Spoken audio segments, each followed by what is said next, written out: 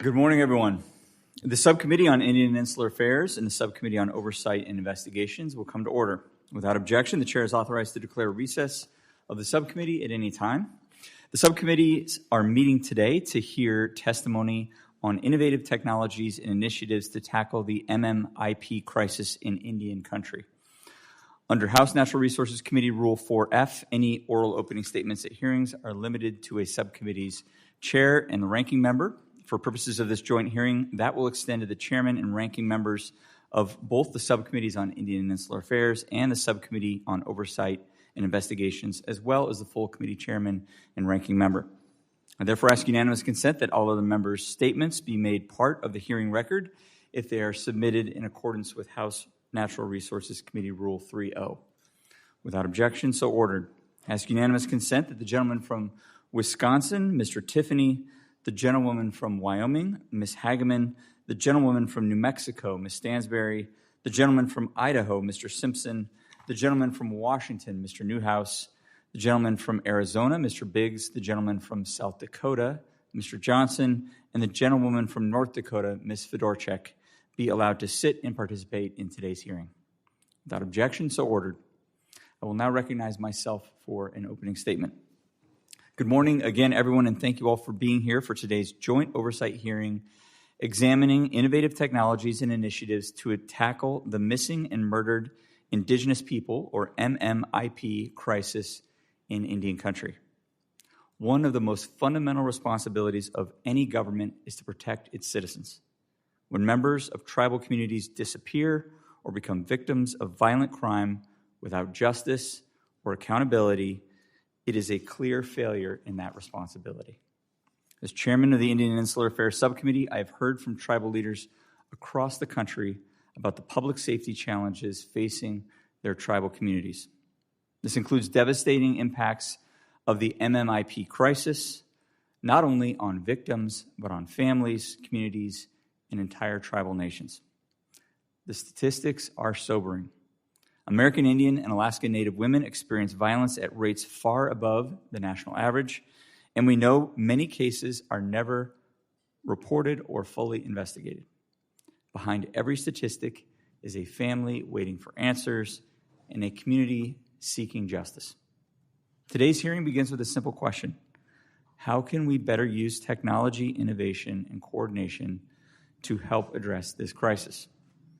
Congress cannot investigate individual cases, but Congress does have a responsibility to ask whether the federal government is using available and appropriate tools to help tribal communities prevent disappearances, solve crimes, support victims and their families, and bring perpetrators to justice. As part of our unique government-to-government relationship with tribal nations, the federal trust responsibility requires nothing less.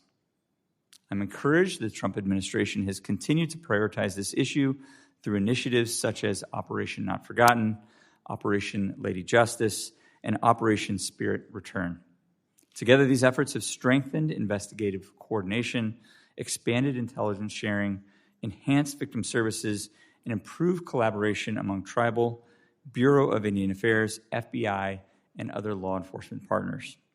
Today's hearing also gives us a chance to examine how emerging technologies, from improved data systems and information sharing to investigative tools and communications capabilities, can strengthen those efforts and better support tribal communities. No single agency, no single level of government, and no single technology will solve this crisis alone. Progress will require continued partnership with tribal nations, federal agencies, state and local governments, and law enforcement all working together. I'm especially pleased to welcome Mr. Charlie Addington with the Bureau of Indian Affairs at the Department of the Interior. I know this issue has been a priority for him, and I look forward to hearing about both the progress that has been made and the challenges that remain as the Bureau of Indian Affairs works alongside tribal communities to improve public safety. I also want to thank our other witnesses for being here today. Your testimony will help us in Congress understand better what is working, where gaps remain, and how we can strengthen federal efforts going forward. Our responsibility today is not simply to better understand this crisis, it is to identify practical solutions that can help prevent future tragedies, strengthen public safety, and ensure that tribal communities receive the justice and security that they deserve. I look forward to today's testimony. With that, I will yield back, and the chair will now recognize Ms. Randall for her opening statement. Ms. Randall. Thank you, Chairman Hurd, and also my thanks to Chair Gosar for bringing our subcommittees together to discuss one of the most important and urgent issues facing Indian country, the missing and murdered Indigenous peoples crisis. I hope that this subcommittee hearing is an opportunity for Congress to act, to take real legislative steps to address this crisis, because it could not be more urgent. More than 4 in 5 American Indian and Alaska Native adults have experiencing some form of violence in their lives. Indigenous women are murdered at 10 times the national average. 84% of American Indian and Alaska Native women have experienced a form of violence in their own lifetimes. That's compared to 71% for white women. It's dangerous. And these aren't just numbers. They're mothers, daughters, family, neighbors. We have an obligation and a trust responsibility in Congress and across the federal government to deliver solutions to tribal nations. And sadly, we hear directly from tribal leaders and community members that they're not hopeful. They're not hopeful that we can deliver because too often the trust in the federal government isn't there. But these issues extend past just trust. Tribes and experts in this field know that the real numbers of missing and murdered Indigenous people may never be fully known because of jurisdiction confusion, racial misclassification, severe underfunding, and a lack of resources or bad relationship with local law enforcement. This all leaves too many chances for missing people to fall through the cracks. And it means that too many predators see Native women, especially, as prey because they believe there will be no consequences. I appreciate that we have a shared willingness to explore new ways to take on this crisis, like new technologies and initiatives that we'll discuss today. However, I want to take the time to recognize that we have some solutions that have been in front of us for years that we should not ignore. Last month, the Indian and Insular Affairs Subcommittee held a hearing on Ranking Member Leger Fernandez and Representative Newhouse's badges for Native American Communities Act. That bill would improve data collection and coordination to help solve missing and murdered Indigenous women cases. It would also allow BIA to conduct its own background checks for police officers while maintaining high standards. It's time to move it to a markup so that we can deliver justice. The Badges Act and other bipartisan legislation in Congress reflects many of the recommendations of the Not Invisible Act Commission. That commission's Not One More report has over 300 recommendations for Congress and the administration. Let's get to work on them now. Many may have not seen this report or any of the annual reports because the Trump administration removed it from the Department of Justice website. But I can assure you that this reporting makes clear the systemic failures of our federal government. In particular, the reports highlight that funding for criminal justice and victim services are wholly inadequate. They also note that staffing, recruitment, and retention of law enforcement officers is a continued and ongoing issue. I believe we should use all the tools we have, including new technology, to solve this crisis. With technology, we must make sure that we protect tribal sovereignty and sensitive and cultural information that may be given in a missing person's case. We also cannot lose sight of the recommendations that already exist and the solutions that just await our action. I look forward to hearing from all the witnesses today on how we can do that, and it's my sincere hope that we'll continue working in a bipartisan way to deliver results. I want to thank you all for being here today, and I yield back. Thank you very much. Thank you very much. I would now recognize the Subcommittee on Oversight and Investigations Chair Gosar for an opening statement. Mr. Gosar. Or Bruce, okay. Actually, I apologize. I'm going to first recognize the chairman of the full House Committee on Natural Resources, the gentleman from Arkansas, Mr. Westerman, for a statement. Mr. Westerman, you are recognized. Well, thank you, Chairman Hurd and Chairman Gosar. The epidemic of missing and murdered Indigenous people, or MMIP, has plagued Indian country for far too long. Many tribes have shared with this committee harrowing accounts of MMIP cases, the public safety concerns they face, and have stressed the importance of focusing on solutions to address the MMIP epidemic. Under the Trump administration, the federal government has renewed its focus on combating the MMIP crisis, implementing cutting-edge technologies and new initiatives to solve cases more effectively than ever before. I appreciate Mr. Charlie Addington, BIA's Principal Director of Justice Services and Law Enforcement, appearing before us today to speak on behalf of the administration and to share how the federal government is leading the fight to end MMIP by using new technologies, particularly advancements in artificial intelligence, drones, optics, and genetic science to equip investigators with new tools and capabilities for reviewing cold cases, searching for missing persons, and generating new leads, and to identify victims to bring closure to their loved ones, and being perpetrators to justice. For example, through the Department of Justice's 2026 Operation Not Forgotten, expanded personnel and interagency teams deployed drones equipped with LiDAR systems or thermal and infrared cameras to search large areas more quickly and effectively. Agents also used high-tech AI-powered sonar devices that bounce echoes off underwater objects to locate bodies in deep, murky waters. Under Operation Spirit Return, launched by the BIA in 2025 and led by the BIA's Missing and Murdered Unit, the federal government has partnered with private sector innovators to leverage advances in genetic data analysis and DNA science to provide investigators with new leads and to solve MMIP cases, including some cases that have been cold for years. For example, one of our witnesses here today, Othram, has assisted BIA in locating missing tribal members across the country, including Michelle Elbow Shield, who was identified in January 2025 after disappearing from the Pine Ridge Reservation in South Dakota nearly 2 years earlier. To be clear, these technological advancements and their successful implementation enable solving MMIP cases more effectively than previously imagined. Today, we have the opportunity to understand better how the federal government can deploy these technologies, leverage revamped interagency initiatives, and hear from experts on the front lines about how Congress can best support them in their fight. I thank all of the witnesses for being here today to discuss such an important issue, and I hope that this hearing will both spark further conversation about addressing the MMIP crisis and serve as a foundation upon which additional congressional action can be built. Thank you, Chairman. I yield back. The gentleman yields. At this time, the chair recognizes the ranking member of the full Committee on Natural Resources, the gentleman from California, Mr. Huffman. Mr. Huffman, you're recognized. Thank you, Mr. Chairman. Today's hearing is a very important topic, and it's one that we agree on.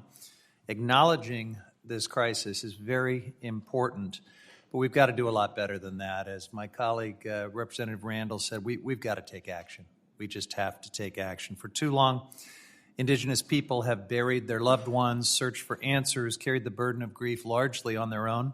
Every missing and murdered Indigenous person was someone's family member, friend, or loved one. I believe everyone in this room recognizes the severity of the missing and murdered Indigenous persons, or MMIP crisis. But the question is, do we share a commitment to doing something about it, to improving public safety and justice in Indian country? It's our responsibility as members of Congress to ensure that the federal government responds with the urgency and sustained commitment this crisis demands. Decades of chronic underfunding of federal programs and limited law enforcement capacity have left tribal communities with critical public safety and justice needs unmet. This has allowed violence to persist. And complicated jurisdictional boundaries between tribal, state, and federal law enforcement have resulted in confusion, delayed investigations, lack of prosecution, and inadequate resources for tribal justice systems. These challenges are real, but they can't be used as excuses for inaction. Victims deserve justice, and families deserve answers. The BIA estimates there are approximately 4,200 unsolved missing and murdered cases. We know the real number is much higher.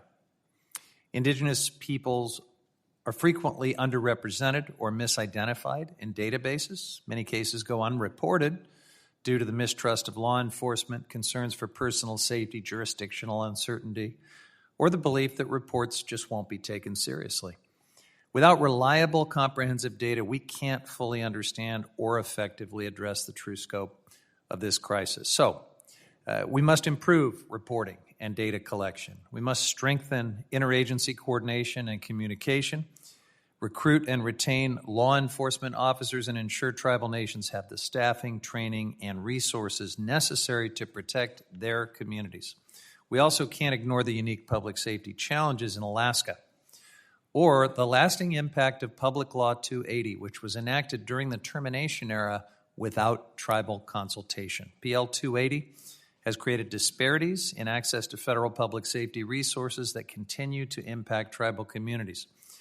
Back in my home, Northern California, I hear directly from tribal leaders all the time about these ongoing challenges. Despite these barriers, tribes continue to lead in efforts to address the MMIP crisis by organizing public safety summits, partnering with law enforcement, supporting survivors, and bringing together tribal leaders, law enforcement officials, state and federal lawmakers, academic researchers, and victim advocates to identify solutions. Similar work is happening all over the country. And federal government, our federal government, has a responsibility to support this work. Tribal nations can't be expected to solve a crisis we've created or be subject to the partisan games that all too often are played by our federal government these days. As we discuss new ideas and emerging technologies, we should remember that Indian country has already provided us with solutions, and any use of new technologies should ensure data sovereignty for tribal nations. In 2020, Congress passed the Not Invisible Act, which was signed into law by President Trump. Under President Biden and Secretary Holland's leadership, the Not Invisible Commission carried out extensive work gathering testimony from victims, survivors, family members, advocates, law enforcement officers, and tribal leaders. And their recommendations reflected lived experience, expertise, and collaboration to address this crisis. As we consider new proposals, let's make sure to take action to implement the Commission's recommendations. This includes advancing bipartisan legislation before this committee. Ranking Member Leger Fernandez's Badges for Native Communities Act and Representative Newhouse's Parity for Tribal Law Enforcement Act. Both of these bills reflect recommendations from the Commission to address longstanding needs identified by tribal communities. We're ready, many of us, most of us, I think, are ready to work together to swiftly advance these bills through the House. So what are we waiting for? Meaningful progress requires sustained investments, stronger intergovernmental coordination, cooperation, fully staffed agencies, meaningful tribal consultation, and a long-term commitment to recommendations developed by tribal nations and tribal organizations. Victims deserve justice. Families deserve answers. Tribal citizens deserve safety. And it's our responsibility to make sure that today's discussion leads to action on all of those fronts. I yield back. The gentleman yields. At this time, the chair recognizes the chairman of the Subcommittee on Oversight and Investigations, the gentleman from Arizona, Mr. Gosar, for an opening statement. Mr. Gosar. Thank you, Chair. Good morning, everyone, and thanks to our witnesses for being here and for traveling to Washington to discuss this important topic. Today's hearing focuses on the missing and murdered Indigenous peoples crisis in Indian country and what the Trump administration is doing to help solve these cases and to bring justice to the families. Throughout my time in Congress, I have emphasized the importance of federal government's trust responsibility towards the tribes. That includes helping keep tribal communities safe. The missing and murdered Indigenous peoples crisis has been a persistent area of great concern and needs of the Indian country. Too many families have endured the heartbreak of loved ones who have disappeared or been murdered without answer. In my district in Arizona, I've seen these tragedies firsthand. Solving these cases in remote rural areas can be incredibly difficult. That doesn't mean we have to stop trying. President Trump made public safety in Indian country a priority during his first term, and his administration is building on that work today. New technology and innovative collaboration between federal agencies and tribes is giving law enforcement tools they simply did not have a few years ago. Artificial intelligence, forensic DNA testing, advanced genome sequencing, and drones are helping investigators find missing people, identify human remains, and generate new leads in cold cases. Empowered by President Trump and Congress, the Bureau of Indian Affairs, the BIA, and the Department of Justice, DOJ, have been working more closely with state and tribal law enforcement to protect communities in Indian country and pursue justice for tribal families. Since 2025, BIA and DOJ have established targeted task forces and allocated resources to combat the missing and murdered Indigenous peoples. Programs like Operation Not Forgotten are bringing more investigators and resources into Indian country to solve crimes and missing persons cases. Operation Spirit Return is helping to identify unknown remains and reunite victims with their families through cutting-edge forensic science. In fact, partnerships with organizations like Othran are proving that new technologies can deliver real answers for families who have waited for far too long. Today, I want to hear what's working, what obstacles remain, and what Congress can do to help. Above all else, every family in Indian country deserves answers, every victim deserves justice, and every community deserves to feel safe. I'm grateful to the witnesses here today who can provide insight to these issues from the federal government, tribal leadership, law enforcement, and scientific perspectives. Although the challenges remain in addressing the missing and murdered Indigenous peoples issues, I hope our conversation today can be hopeful and a valuable catalyst for continued technological and advanced increased coordination among agencies and tribal law enforcement entities to tackle the MMIP crisis. Thank you, and I yield back. The gentleman yields. Now I will introduce the witness for our first panel, who is Mr. Charles Addington, Principal Director of Justice Services and Law Enforcement Indian Affairs at the U.S. Department of the Interior here in Washington. Mr. Addington, under our committee rules, you must limit your oral statement to 5 minutes, but your entire written statement will appear in the hearing record. To begin your testimony, I know you've done this before, just press that button in front of you. We do use timing lights.